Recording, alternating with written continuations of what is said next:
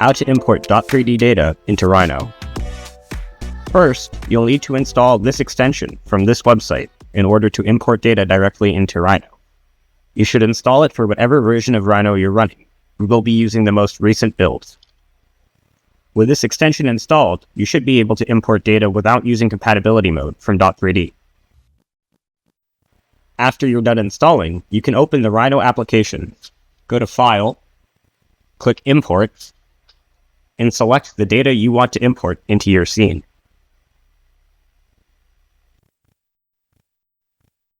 Rhino offers a lot of useful functionality to use with your DP data.